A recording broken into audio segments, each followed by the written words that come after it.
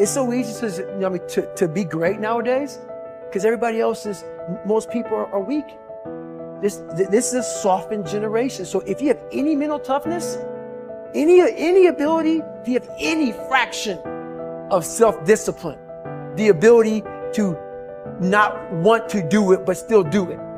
See, a lot of people pretend that they want more out of life, but all you have to do is watch their actions.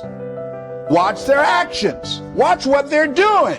Most people then wait for crisis or trauma or disease or diagnosis, and then they wait for loss, some tragedy to make up their mind to change. And my message is, why wait? And you can learn and change in a state of pain and suffering, or you can learn and change in a state of joy and inspiration. And I think right now, the cool thing is that people are waking up. You might be using the word but it's not because you're dumb. You don't understand how dangerous that word is. I'm coming here today to warn you. I'm coming here today to protect you. Stop using the word but.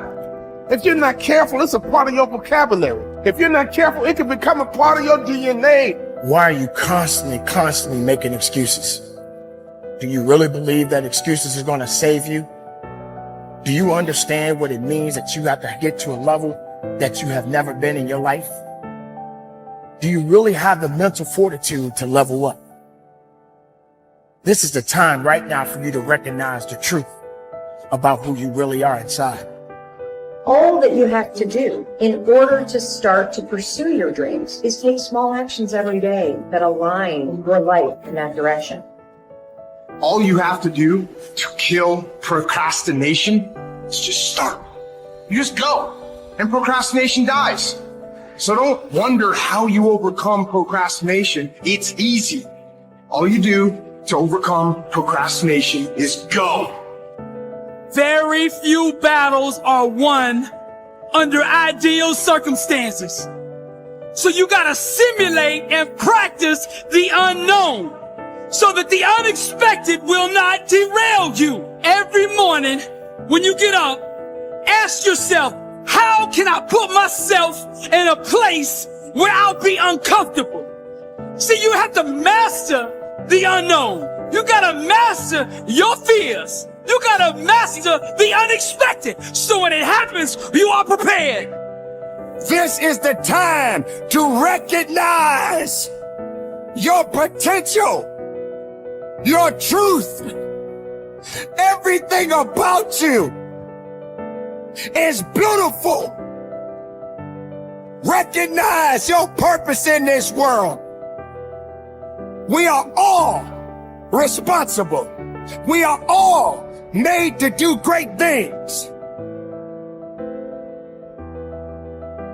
You know, if you start with the presumption that there's a baseline of suffering in life and that can be exaggerated as a consequence of human failing, as a consequence of malevolence and betrayal and self-betrayal and deceit and all those things that we do to each other and ourselves that we know that aren't good, that amplifies the suffering.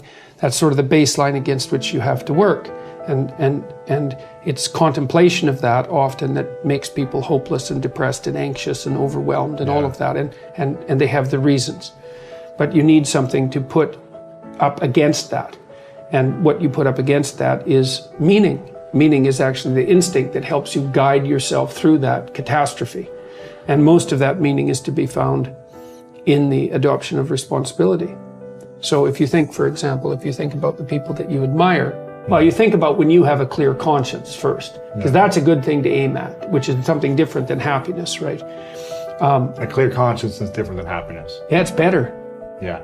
That's you're not better. Like guilting yourself. You're not feeling bad about yourself. That's right. You feel that you've justified your existence, right? And so you're not waking up at 3 a.m. in a cold sweat thinking about all the terrible things that you've involved yourself in. What you said to someone that you shouldn't have said, or how you acted, or lied. What opportunity you lost, or the things that you've let go that you should have capitalized on, and all of that.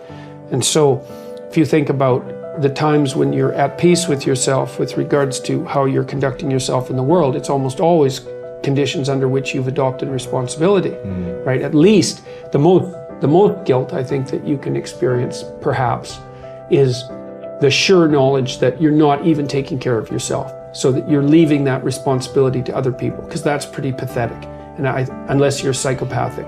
and you're living a parasitical life, and that characterizes a very small minority of people, and an even smaller minority think that's justifiable. But most of the time you're in guilt and shame because not only are you not taking care of yourself, let's say, so someone else has to, but you're not living up to your full potential. And so there's an existential weight that goes along with that. If you don't learn how to effectively, not destructively, because that's where most people go, they get into an endless loop of self-punishment, which is totally ineffective. But if you don't learn to punish yourself, you will never get where you want to go. Now, that needs to pale in comparison to the amount of time that you reward yourself, and you need to earn that reward.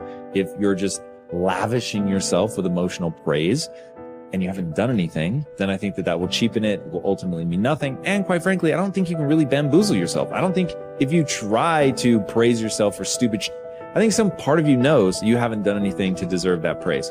But when you set a bar and you meet that or exceed that, to then tell yourself, hey, you did it. You said you were going to do it. You did it. And that is worthy of praise. And getting good at praising yourself is incredibly important. And I think that most people have a very hard time doing both. Most people don't know how to effectively praise themselves. They don't know how to get themselves, first of all, to do things that are praiseworthy. And then when they do, they don't take the time to emotionally reward themselves, meaning you actually have to feel it. It can't just be intellectual. You've got to actually feel that. And the same with punishment. If you say you're going to do something, even if nobody's watching, and you don't do it, then you need to emotionally punish yourself. None of you will ever know whether I actually get out of bed in 10 minutes or less or not. But I say I do all the time. But every time I miss it, even if I miss it by seconds, I just gave myself the chills. Even if I miss it by seconds, I will punish myself for that. Because I said I was going to do it and I didn't do it. So the fact that nobody's watching is utterly irrelevant to me. It has everything to do with myself. Now, the reason that this is important, the reason that I think that people need to do this is because that's how you shape your behavior. So, like water, over time can create the Grand Canyon, or you can take a polishing rock and shape stones. You can shape your personality. You can certainly shape your identity and shape your behaviors if you learn how to reward and punish yourself. I know a lot of people don't want to hear that. That is the truth of the human condition. The great paradox there is an interesting and important paradox in life that you need to be aware of. It is that if you are an intelligent person, you do everything possible to organize your life in such a way that you minimize and avoid adversity and disappointment. This is a sensible and rational thing to do. All intelligent people, following the path of least resistance to achieve their goals, do everything possible to minimize the number of difficulties and obstacles that they will face in their day. Today activities, disappointment is inevitable, yet in spite of our best efforts, disappointments and adversity are normal and natural, unavoidable parts of life. Benjamin Franklin said that the only things that are inevitable are death and taxes, but every bit of experience shows that disappointment is also inevitable. No matter how well you organize yourself and your activities, you will experience countless disappointments, setbacks, obstacles, and adversity over the course of your life. And the higher and more challenging the goals that you set for yourself, the more disappointment and adversity you will experience. This is the paradox. It is impossible for us to evolve and grow and develop to our full potentials except to the degree to which we face adversity and learn from it. All of the great lessons of life come as the result of setbacks and temporary defeats, which we have done our utmost to avoid. Adversity, therefore, comes unbidden, in spite of our best efforts. And yet, without it, we cannot grow into the kind of people who are capable of scaling the heights and achieving great goals. Adversity is what tests us throughout history. Great thinkers have reflected on this paradox and have concluded that adversity is the test that you must pass on the path to accomplishing anything worthwhile. Herodotus, the Greek philosopher, said, "Adversity has the effect of drawing out strength and qualities of a man that would have lain dormant in its absence." The very best qualities of strength, courage, character, and persistence are brought out in you when you face your greatest challenges and you respond to them positively and constructively. Everyone faces difficulties every step of the way. The difference between the high achiever and the low achiever is simply that the high achiever utilizes adversity and struggles for growth, while the low achiever allows difficulties and adversity to overwhelm him or her and leave him or her discouraged and dejected. Bounce Back from Disappointment, the work by Abraham Zeleznik at Harvard, proved that the way you respond to disappointment is usually an accurate predictor of how likely you are to achieve great success. If you respond to disappointment by learning the very most from it, and then by putting it behind you and pressing forward, you are very likely to accomplish great things in the course of your life.